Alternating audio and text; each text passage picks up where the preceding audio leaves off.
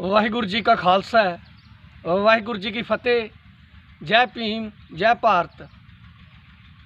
जब 2012 था तो तभी प्रधानमंत्री जी बोलते थे और इनके जो 1.5 आँख वाले हैं, जो रामदेव जी हैं पतंजलि वाले, वो भी बोलते थे और लोगों को पूछते थे मीडिया के सामने कि आपको ये पेट्रोल है, आपको 65 रुपये चाहिए या 70 रुपये चाहिए या आपको 35 रुपये चाहिए।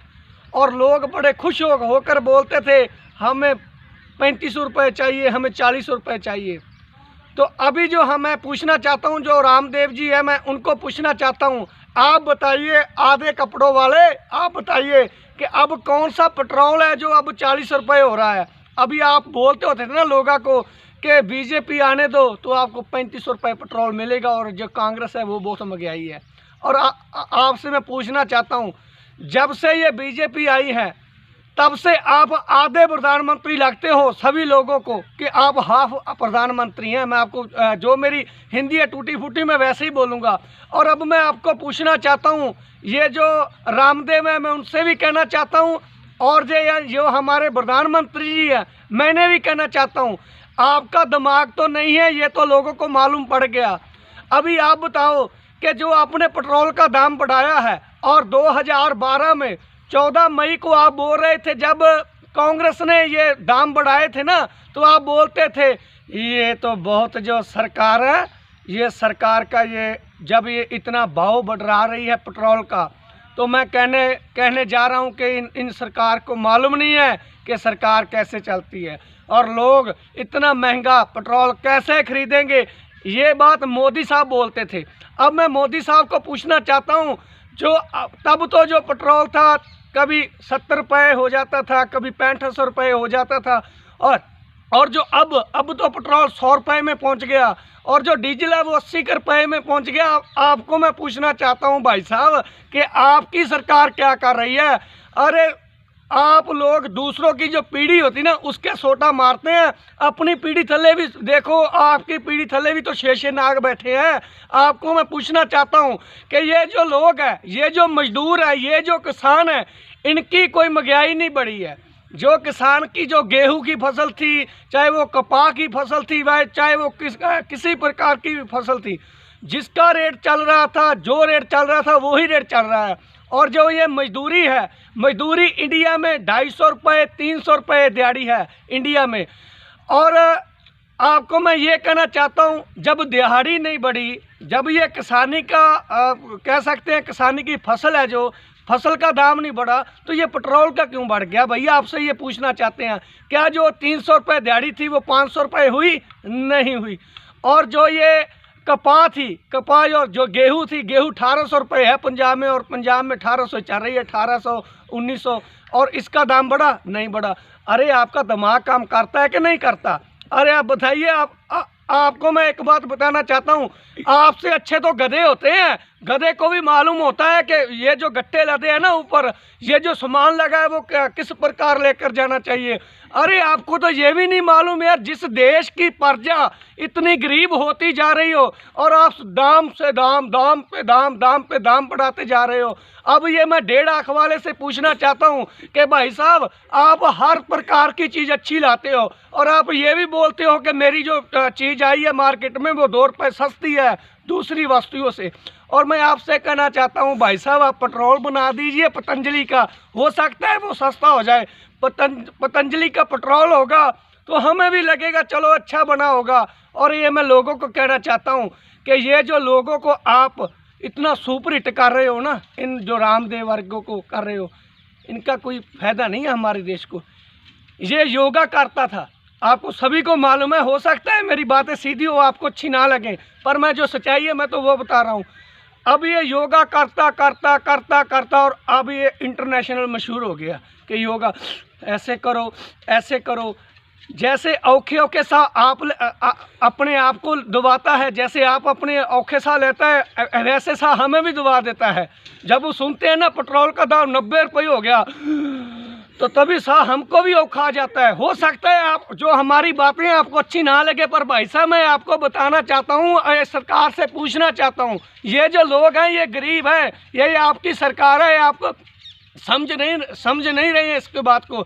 देश को आपने गरीब किया है, मोदी साहब, अमीर नहीं किया। अरे एक भी काम बताइए जो आपने अच्छा किया हो। अभी मैं बोलता हूँ, ये जो बीजेपी के मंत्री हैं वो बोलते हैं कि हमारे तो जो मंत्री हैं इन्होंने 2-2 हज़ार रुपया एक एक किसान के खातों में डाला है, और ये मजदूर के खाते में भी आया है। ये मैं बात बताता हूँ, तो अभी इसने अच्छा काम नहीं किया है। मैं अपनी पंजाब की बात बताता हूँ। हमारे पंजाब में जो कुल आबादी 3 करोड़ है, और लगभग 3 करोड़ है। 3 करोड़ से जो आबादी है, इन 1 करोड़ आबादी को इसने 2-2 हज़ार रुपया डाला, एक आपको बता रहा हूँ। और 1-1 रुपया डालता तो ये 1 करोड़ हो जाता। तो अभी इसने 2-2 हज़ार करोड़ रुपये डाले हैं लोगों के खाते में। तो ये 6 किस्तें डाली हैं 2-2 हज़ार की। तो आपको बता रहा हूँ भाई साहब, 12,000 करोड़ रुपया हमारे पंजाब में आया था, ये 2-2 हज़ार रुपये का। तो तभी लोग छाले मारते से आए थे कि अभी तो 2 हज़ार रुपया आ गया। तो भाई साहब आप समझते नहीं थे कि जो आपकी है ना, जो एक आपको मैं थोड़ी सी बात बताना चाहता हूँ कि ये आपकी ऊन है। जब ये भेड़ों को बोलते हैं ना, भेड़ों हम आपको कंबल लेकर देंगे, तो जो ऊन आती है वो तो भेड़ों के से आती है ना, जो ऊन होती है ऊन भेड़ों से आती है। मैं पंजाबी च भी कह देना, ਜਿਹੜੀ ऊन आती है तो भेड़ों तो ही आती है। तो ये भेड़ें समझ नहीं रही हैं। आप तो 2-2 हज़ार रुपया खाते में आप तो खुश हो जाते थे कि आ गया। अभी पेट्रोल के दाम भी बढ़ रहे हैं। और अभी मैं 2-2 हज़ार की बात बताता हूँ उन मंत्रियों को। ये तो मैंने लोगों से कहा था कि 12,000 करोड़ रुपया हमारे पंजाब में खुर्द बुर्द हुआ है आपकी सरकार में। तो ये जो 12,000 करोड़ रुपया आपने खुर्द बुर्द कराया है, हम मानते हैं कि आरएसएस है जो एजुकेशन तो किसी को अच्छा नहीं देती, क्योंकि लोग जाग जाएंगे। आरएसएस को एक ही चीज़ मार सकती है, वो है एजुकेशन। पर आरएसएस ने एजुकेशन मार दिया इन सरकारों ने। तो अभी आपको ये बात बताता हूँ, आप बोल रहे हैं ना कि जो 2-2 हज़ार रुपया डाला है, 12,000 करोड़ रुपए का ये जो सेहत डिपार्टमेंट है फ्री हो सकता था हमारे पंजाब में। 12,000 करोड़ रुपया मुंह से बोलना सौखा है। तो तभी ये जो हम ये शमशान घाट में खड़े हैं, तो 12,000 करोड़ रुपया सभी यहाँ पर विश जाएगा, फर्श लग जाएगी 12,000 करोड़ की सारे शमशान घाट में। तो आपने 12,000 करोड़ रुपया खुर्द बुर्द किया है पंजाब में। तो ये मंत्री तो चपरासी लगने के लायक नहीं है। चपरासी को भी मालूम होता है कि क्या करना है क्या नहीं करना, कि किस पीरियड पर कितनी टल्ली बजानी है, किस पीरियड पर कितनी टल्ली बजानी है।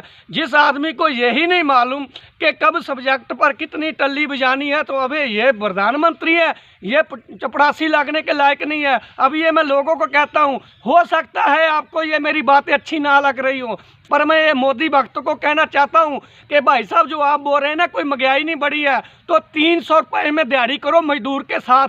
तो अभी फिर 300 रुपये में अपना घर चलाओ। तो अभी मैं आपको पूछता हूँ, जो मजदूर है जब वो अपना काम पर जाता है तो कभी कभी वो बाइक पर जाता है काम पर, क्योंकि दूर होता है ना, तो कभी गांव में तो काम कभी चलता है कभी नहीं चलता है।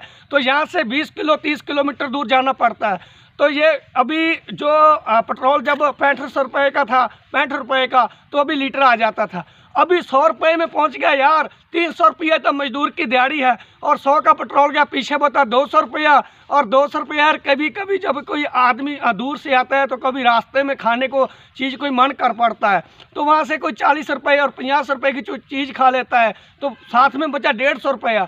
150 घर में लेकर जाता है, तो बच्चे भी चीज़ मांगते हैं, बच्चे भी कहते हैं पापा मुझे खाने को पैसे दो, तो तभी 50 रुपये बच्चों का खर्चा हो जाता है। तो पीछे बचा 100 रुपया। और जो अभी मैं बोलता हूँ पंजाबी से शुगर बोलते हैं आप, और जो खंड चीनी है, जो चीनी भी यहाँ पर तो 40 रुपये किलो है भाई साहब।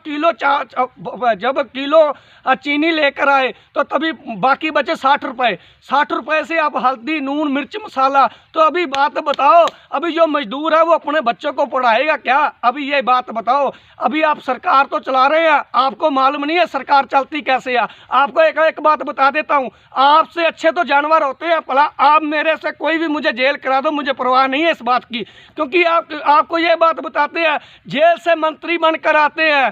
तो अभी क्या बोलूँ यार आपको, ये कैसा देश है? अब तो आप तो बोल रहे हैं ये लोकतंत्र का घान हो रहा है। आपके बीजेपी के लोग अभी पंजाब में बोलते हैं कि लोकतंत्र का गान होता है। जब ये एमसी की वोटें पड़ी है ना, तब ये बोलते थे रिजल्ट वाले दिन, ये तो कांग्रेस के राज में ऐसे हो रहा है वैसे हो रहा है। तो अभी आपको बात बताता हूँ भाई साहब, दिल्ली में लोग पड़े हैं, दिल्ली में हमारे किसान भाई बैठे हैं, हम भी 3 बार जाकर आए हैं दिल्ली में। तो वहाँ पर इतने नौजवानों की जो मौत हुई है, जो माँ होती ना माँ, अब वो पैसे से बगैर भी साड़ लेती है, खाने के बगैर